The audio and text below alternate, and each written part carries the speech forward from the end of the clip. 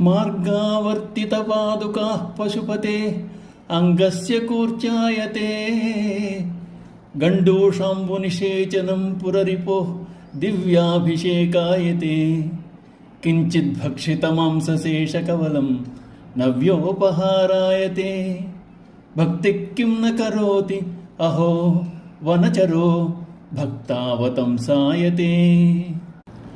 ఇది భక్తిని తెలియజేసే శ్లోకం. నిజమైన భక్తునకు మడి ఆచారాలు నియమ నిబంధనలు అడ్డురావని, భక్తితో సేవిస్తే శివుడు ప్రసన్నుడవుతాడని, భక్తితో తరించవచ్చని చెప్పడానికి బోయవాడైన తిన్నడి కథను శ్లోక రూపంలో చెప్పారు శంకరాచార్యుల వారు. ఒకసారి వేటాడి అలసిపోయిన తిన్నడికి దప్పికైంది. పందిని భుజాన వేసుకుని స్వర్ణముఖి నదీ తీరానికి చేరుకున్నాడు. అక్కడ కాళహస్తి దేవాలయాన్ని కొండను చూచాడు. అక్కడ శివలింగం కనపడగానే వెళ్ళి కావలించుకున్నాడు. తనివి తీరా స్పృశించాడు. భక్తుడైన తిన్నడు ముందుగా శివునికి అభిషేకం చేయవలని తలచి సువర్ణముఖి తీరానికి వెళ్ళి పుక్కిట్లో నీరు పట్టాడు. శివుని పూజ కోసమై పువ్వులు సేకరించి తన తల మీద ఉంచుకుని ఒక చేతిలో తాను వేటాడి పచనం చేసి తెచ్చిన పంది మాంసాన్ని పట్టుకుని మరొక చేత విల్లంబులు ధరించి శివుని వద్దకు వచ్చాడు. పుక్కిలి పట్టిన నీటిని శివునిపై ఉమిశాడు. తన తలపై ఉన్న పువ్వులను శివునికి అలంకరించాడు. తెచ్చిన మాంసమును శివుని ముందు పెట్టి తినమని ప్రార్థించి ద్వారం వద్ద కాపలా ఉన్నాడు. భగవంతునికి ఆ విధంగా అర్చన అయ్యింది, అభిషేకమైంది, నివేదన కూడా అయింది. ఉన్నట్టుండి తిన్నడు శివుని కుడికంటి నుండి రక్తం కారడాన్ని చూశాడు. ఏడ్చాడు. రక్తం స్రవించడం ఆగటం లేదు.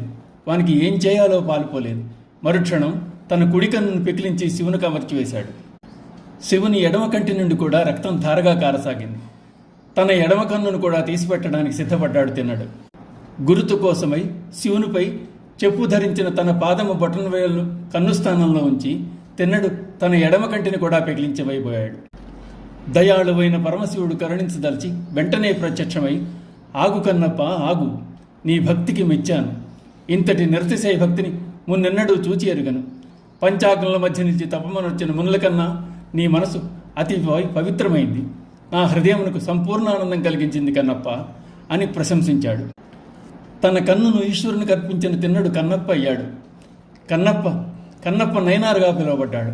కన్నప్పకు చూపు వచ్చింది. మహాభక్తుడైన తిన్నడు తన కళ్ళని పెకిలించి శివునికి చుట్లో అతడి సంపూర్ణ శరణాగతి, ఆత్మనివేదన లోకవిదితమయ్యాయి. కన్నప్ప మూఢభక్తి ముక్కంటిని ముగ్ధుణ్ణి చేసింది. ప్రసన్నుడైన శివుడు కన్నప్పతో, నీవు తినకుండా నాకు పెట్టిన నైవేద్యాన్ని ఇకపై ఆరగించనని వరం ఇచ్చి అంతర్ధానమయ్యాడు. ఓం నమః శివాయ.